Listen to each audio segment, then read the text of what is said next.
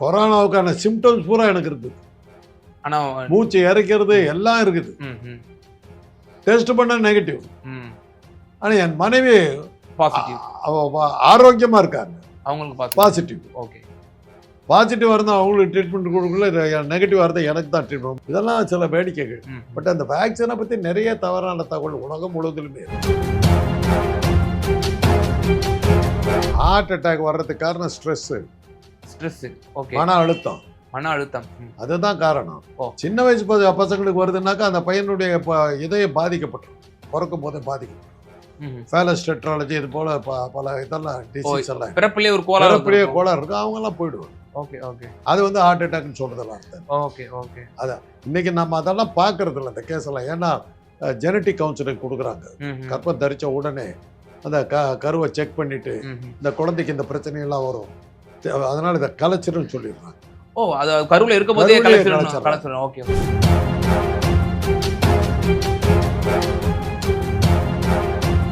காலத்தாளத்துக்கு என்ன சொல்லுவாங்கன்னா சுகஜன்னின்னு சொல்லுவாங்க. அப்படின்னா சார் சுகமான நேரத்தில் வர்ற ஜன்னி அப்படின்னு. அந்த அளவு ஒரு இன்ப அதிர்ச்சி மாதிரி அந்த நேரத்தில் தாங்க உங்களுக்கு ஹார்ட் வந்து ஹெவியா ஒர்க் பண்ணுது, பம்ப் சிவியர் எக்ஸசைஸ் அது. அதனால ஹார்ட் அட்டாக் வரதுக்கான சான்சஸ் மிக அதிகம். என்ன சார் இப்படி இப்படின்னா எப்படி யங்ஸ்டர்ஸா பயப்படுவாங்களா சார்?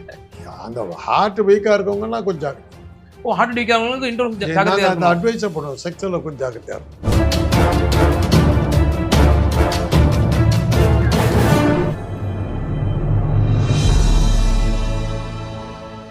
சார் வணக்கம் சார். இப்போ ஒரு தனியார் ஆங்கில நாளேடுல வந்து ஒரு ஆர்டிக்கல் வந்துச்சு, நம்ம படித்தோம். ஆஃப்டர் கொரோனா, இந்த கொரோனா யாரெல்லாம் ஊசியை வந்து இந்த தடுப்பூசி இன்ஜெக்ஷன் பண்ணாங்களோ அவங்க எல்லாருக்குமே வந்து குறிப்பாக பலர் கணிசமாக வந்து ஹார்ட் அட்டாக் அவங்களுக்கு வந்து ஏற்படுது அப்படின்ற ஒரு ஆர்டிகல்ஸ் வந்து நம்ம சமீபத்தில் இப்போ படித்ததை நம்மளால் பார்க்க முடியுது.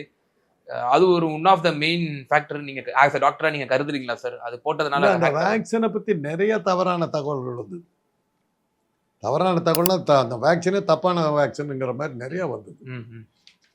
எனக்கு ஒரு மரணத்தில் எனக்கு என்னோட குடும்பத்தில் 3 பேர் மரணம் அடைஞ்சாங்க.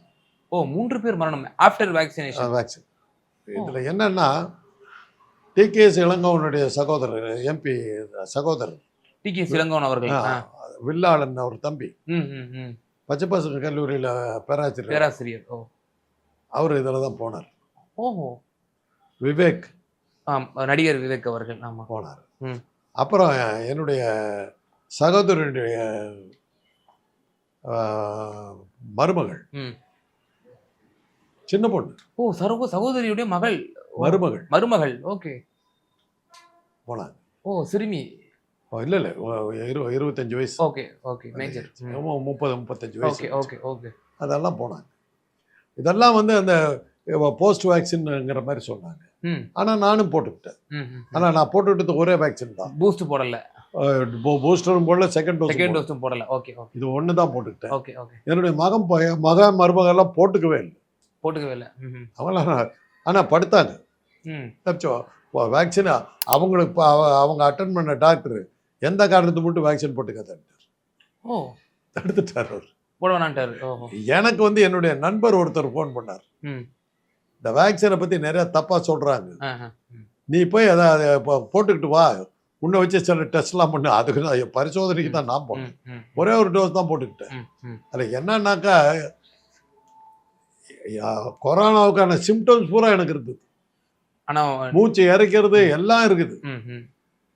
டெஸ்ட் பண்ண நெகட்டிவ். ஆனால் என் மனைவி ஆரோக்கியமாக இருக்காங்க, அவங்களுக்கு பாசிட்டிவ். ஓகே, பாசிட்டிவ் இருந்தால் அவங்களுக்கு ட்ரீட்மெண்ட் கொடுக்கல, நெகட்டிவ் இருந்தால் எனக்கு தான் ட்ரீட்மெண்ட். முதல்ல நான் சொன்னேன். இதெல்லாம் சில வேடிக்கைகள். பட் அந்த வேக்சினை பற்றி நிறைய தவறான தகவல் உலகம் முழுவதிலுமே இருக்கு. உலகம் முழுவதிலுமே இருக்கு. மேன்மேடு டிசீஸ் தான் கொரோனா. பொருளாதார வீழ்ச்சி அடைஞ்சதுனால நான் அன்னைக்கு இருந்த 3 பெரிய தலைகள் ஒன்னா சேர்ந்து உலகம் முழுவதும் பரப்பி விட்ட நோய் தானே. இப்போ இந்த வேக்சினை தாண்டி ஹார்ட் அட்டாக்குங்கிற ஒரு கொடிய ஒரு இது இருக்குல்ல சார், டக்குன்னு ஒரு ஆளை வந்து மரணிக்க செஞ்சது. இது வந்து ஒரு காலத்தில் நீங்க இளைஞர்களாக இருந்திருக்கும் போது மேபி அது ஒரு வயது 60 வயது மேலே உள்ளவங்களுக்கு வந்திருக்கலாம். அந்த மாதிரி தான் செய்திகள் நம்ம பார்த்துருப்போம். ஆனால் இப்போது அன்னை செய்திகள்லாம் 9 வயது சிறுவனுக்கு ஹார்ட் அட்டாக் வந்து மரணிச்சிருக்கிறாரு. அதெல்லாம் அந்த காலங்க. அது எப்படி சார் 9 வயது சிறுவனுக்கு ஹார்ட் அட்டாக் வருது? ஹார்ட் அட்டாக் வர்றதுக்கு காரணம் ஸ்ட்ரெஸ், ஸ்ட்ரெஸ். ஓகே. மன அழுத்தம். மன அழுத்தம். அதுதான் காரணம். ஓ. சின்ன வயசு பசங்களுக்கு வருதுன்னாக்கா அந்த பையனுடைய இதயம் பாதிக்கப்பட்டிருக்கும், பிறக்கும் போதே பாதிக்கப்பட்டிருக்கும். ஃபேலஸ் டெட்ராலஜி இது போல பல இதெல்லாம் டிசீஸ் எல்லாம் பிறப்பிலே ஒரு கோளாறு இருக்கும், அவங்க எல்லாம் போயிடுவாங்க. Okay okay. அது வந்து ஹார்ட் அட்டாக்னு சொல்றதெல்லாம் அர்த்தம். Okay okay. அதான் இன்னைக்கு நம்ம அதெல்லாம் பார்க்கறது இல்லை இந்த கேஸ் எல்லாம். ஏன்னா ஜெனட்டிக் கவுன்சிலிங் கொடுக்குறாங்க. கர்ப்பம் தரிச்ச உடனே அந்த கருவை செக் பண்ணிட்டு இந்த குழந்தைக்கு இந்த பிரச்சனையெல்லாம் வரும், அதனால இதை கலைச்சிருன்னு சொல்லிடுறாங்க. ஓ, அது கருவுல இருக்கும் போதே கலைச்சிரும். ஓகே. ஊனமுற்ற குழந்தையா பிறக்கும்னாக்கா சொல்லிடுறாங்க, அலர்ட் கொடுத்துருவாங்க. அதனாலதான் இன்னைக்கு வந்து நம்ம பல கேஸ்கள் நம்ம பார்க்கறதே. அதெல்லாம் ரொம்ப சக்ஸஸ்ஃபுல்லாக விட்டாங்க. அந்த காலத்துல எல்லாம் நாட்டு மருத்துவ வச்சு தான் பிரசவம் பார்ப்பாங்க. இப்போ பிரசவ பேறுகால பரிசோதனைக்கு நம்ம பெண்கள் கிராம அடித்தளத்தில் இருக்கிற கிராமத்தில் இருக்கிற பெண்கள்லாம் கூட போயிடுறாங்க. ஸோ அந்த விழிப்புணர்ச்சி மிக அதிகமாக இருக்கிறதால நம்ம ஊரில் மெட்டர்னல் மார்டாலிட்டி ரேட்டுன்னு சொல்லுவாங்க. பிரசவத்தின் போது சாகிற தாய்மார்கள், குழந்தைகள், இது எல்லாமே தமிழ்நாட்டில் ரொம்ப குறைச்சோம். அது காரணம் ஏற்படுத்துறாங்க அந்த விழிப்புணர்ச்சி. அதனால இன்னைக்கு அந்த கேஸெல்லாம் நம்ம பார்க்கறது. அதனால அதெல்லாம் ஒரு காலம். சர்க்கரை வியாதி இப்போ தான் வரும் இந்த வயசுல. இன்னைக்கு age is not a factor. வயது ஒரு இதே கிடையாது, பேரியரே கிடையாது. யாருக்கு வேணா எந்த நோய் வேணா வரலான்றீங்க. ஓஹோ. இப்போ அந்த இன்னொரு விஷயமும் பார்க்குறோம் சார். இன்னொரு ஷாக்கிங்கான ரிப்போர்ட் வருது. இன்டர்கோர்ஸ் பண்ணும்போது பலருக்கு ஹார்ட் அட்டாக் வருது. அது வந்து அதிகமான எண்ணிக்கையில இப்போ அது அதிகரிச்சிருக்குன்னு சொல்லி ஆங்கில அந்த காலத்துல அதுக்கு என்ன சொல்லுவாங்கன்னா சுகஜன்னின்னு சொல்லுவாங்க. அப்படின்னா சார் சுகமான நேரத்துல வர்ற ஜன்னி அப்படின்னா அந்த அளவு ஒரு இன்ப அதிர்ச்சி மாதிரி. அந்த நேரத்துல தாங்க உங்களுக்கு ஹார்ட் வந்து ஹெவியா ஒர்க் பண்ணுது, பம்ப் சிவியர் எக்ஸசைஸ் அது. அதனால ஹார்ட் அட்டாக் வரதுக்கான சான்சஸ் மிக அதிகம். என்ன சார் இப்படி இப்படின்னா எப்படி யங்ஸ்டர்ஸா பயப்படுவாங்களா சார்? அந்த ஹார்ட் வீக்கா இருக்கவங்கன்னா கொஞ்சம் ஜாக்கிரதையா. ஹார்ட் வீக்கா இருக்கவங்களுக்கு இன்டர்வல் அந்த அட்வைஸை பண்ணுவோம், செக்ஸ்ல கொஞ்சம் ஜாக்கிரதையா இருக்கும். ஓஹோ. அதுலயும் மிகப்பெரிய ஒரு மருத்துவ அறிவியை நான் செக்ஸ்ல ஜாக்கிரதையா இரு, சொல்ல போனா விலகி இருக்கணும். Okay okay. இப்போ ஹார்ட் அட்டாக் ஒரு வேளை வந்து இப்போ அட்மிட் பண்றாங்க அப்படின்னா அதுல ஸ்டண்ட் மாதிரி ஒண்ணு உள்ள வைக்கிறாங்க, அல்லது ஓப்பன் ஆபரேஷனே பண்ணிடுறாங்க. ஏஜ் பொறுத்து அந்த மாதிரி பண்றதுனால பார்க்க முடியாது. இதுல எது நீங்க ஆஸ் அ டாக்டர் எது சிறந்ததுன்னு சொல்லுங்க? ஸ்டண்ட் வைக்கிறது சிறந்தது இல்லை. ஸ்டண்ட் முதல்ல வைப்போம், அது ஒரு 3 வருஷத்துக்கு தான் ஒர்க் பண்ணும், 4 வருஷத்துக்கு தான் ஒர்க் பண்ணும், 3 or 4 years. அதுக்கப்புறம் பைபாஸுக்கு போயிடுவோம். ஓஹோ. தற்காலிக பாதுகாப்பு தான். ஓஹோ. அது நிரந்தர பாதுகாப்பு இல்லை ஸ்டண்ட். அதுக்கப்புறம் பைபாஸுக்கு போயிடுவோம். ஓகே. ஸோ அது வந்து ஜஸ்ட் இன்டரிம் தான், ஒரு 3 or 4 years தான் அது வந்து தாங்கும். அதன் பிறகு அவங்க வந்து பைபாஸ் பண்ணி ஆக வேண்டிய ஒரு சூழ்நிலை வரும்னு சொல்றீங்களா சார்? ஓஹோ. பொறுத்திருந்து பார்க்கலாம்.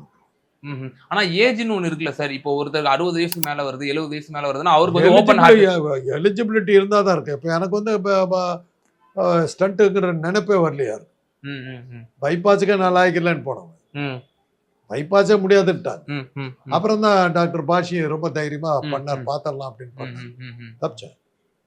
வேற என்னென்ன ஃபேக்டர்ஸ் எல்லாம் வருது சார்? இப்போ நீங்க மன அழுத்தத்தை முக்கியமான விஷயம் சார், இது வந்து ஒரு பெரிய டாபிக். இது நீங்க வந்து ஒரு மாசம் தொடர்ந்து டெய்லி ஒரு 2 மணி நேரம் எடுத்தீங்கன்னா தான் இதை முடிக்க முடியும். அவ்வளோ டைம் எடுத்தீங்கன்னா. இந்த புகைப்பழக்கம், இந்த ஆயிரக்கணக்கான, அதான் நான் சொல்றேன் இல்லை, இது தனி டாபிக். ஓகே. இது 5 நிமிஷத்துல 19 சொல்லிட்டு இது பண்ணோம்னா தேவையற்ற பீதியை கிளப்பி விடும். அதனால அது வேண்டாம். ஓகே சார், இறுதியான ஒரே ஒரு கேள்வி சார். இப்போ ஜிம்ல வந்து அதிகமா வந்து ட்ரெயின் அவுட் பண்றவங்க அவங்களுக்கு வந்து இது நிறைய வந்து ஹார்ட் அட்டாக்ல இறந்து. இப்போ உதாரணமா கர்நாடகாவுடைய சூப்பர் ஸ்டார் வந்து அவர் வந்து ஜிம்ல இருக்கும் போதே அவர் மரணிச்சார்னு செய்தி வருது. தமிழகத்திலையும் அவ்வப்போது இந்த செய்திகள் வந்து கொண்டே இருக்கு. ஒரு வயசுக்கு பிறகு அந்த ஹெவி எக்ஸசைஸ் எல்லாம் பண்ணணும். ஹெவி எக்ஸசைஸே 40 வயசுக்குள்ளார தான் பண்ணணும். அதுலேயும் ரொம்ப ஜாக்கிரதையாக பண்ணணும். யோகாசனம் பண்ணுறாங்கல்ல, டாக்டர் அட்வைஸுக்கு பிறகு தான் யோகாவை சொல்லி தருவாங்க, தெரியுமில்ல? ஓ, யோகாவெல்லாம் ஆளை கொண்டு போடும். ஐயோ, அதெல்லாம் இருக்கு. அதனால யோகாசனம் பண்ணும்போது டாக்டர் அட்வைஸ் கேட்டுக்குவாங்க. பிபி எல்லாம் சிலதெல்லாம் இருக்குதுன்னு பண்ணாதான். ஓ, அந்த அபாயம் இருக்கு. ஓஹோ. எந்த எக்ஸசைஸுமே. அப்போ அது நீங்க சொல்றப்ப உடற்பயிற்சி, இப்போ இந்த நடைப்பயிற்சி இவைகள் எல்லாம் வந்து அதிகமா 40 வயசுக்கு மேல வச்சுக்க கூடாதுன்ற மாதிரி. நடைப்பயிற்சி தான், ஸ்லோ அண்ட் ஸ்டடி வாக் தான் 40 வயசுக்கு மேல வச்சுக்கணும். ஸ்லோ அண்ட் ஸ்டடி வாக் தான் வச்சுக்கணும். அது என்ன நேரத்துல சார்? அது எப்போ வேணாலும் வச்சுக்கணும். What ever. அது காலையில் வச்சுக்கிறது அவ்வளோ நல்லது இல்லைம்பாங்க. பட் அதே ஆனால் உலகம் முழுவதும் அந்த பழக்கம் இருக்கு. குறிப்பா ஜிம்ல வந்து இந்த மாதிரி ஹார்ட் அட்டாக்ஸ் அதிகமா ஏற்படுவதுங்கிறது வந்து அவங்க தன்னை உடல்ல வருத்தி அவங்க வந்து இது பண்றாங்க. மசில்ஸை டைட்டன் பண்ணி விடுறாங்க. சுருங்கி விரியுதுங்க. சுருங்கி விரியதுனா அது பலூன் மாதிரி இருக்கணும். அதை இரும்பு மாதிரி ஆக்குனீங்கன்னா அது விரிய முடியாம நின்று போகுது. அவ்வளோதான், செத்து போகிறான். அதான் காரணம். எக்ஸசைஸ் பண்ண அதான் ஆகுது. ஓகே. அப்படி இப்படி வச்சு அப்படி நிற்கிறான். அப்படியே இரும்பு மாதிரி இருக்கு. ஆமா ஆமா. அந்த மசில் அப்படியே இருக்கணும். அது சுருங்கி விரிய வேணாம். அப்பதானே கையை நீட்டு மடக்க முடியும். பலூன் மாதிரி அதை இரும்பு மாதிரி பண்ணா உடஞ்சி போகுது. ஓகே. இதனாலதான் ஹார்ட் அட்டாக் அதிகமா வருது அந்த மாதிரி சமயத்தில். ஓகே, நிச்சயமா சார். ஹார்ட் அட்டாக் சம்பந்தமாக பல்வேறு கருத்துக்களை வந்து ஆஸ் அ டாக்டரா நீங்க வந்து எங்க நேயர்களுக்கு பகிர்ந்தீங்க. மிகுந்த நன்றிகள் சார். நமது தமிழ் நியூஸ் சேனலில் உங்களது பொருட்களை வெறும் 500 ரூபாயில் விளம்பரம் செய்ய வேண்டுமா? தொடர்புக்கு 7806942275 தொடர்பு கொள்ளுங்கள்.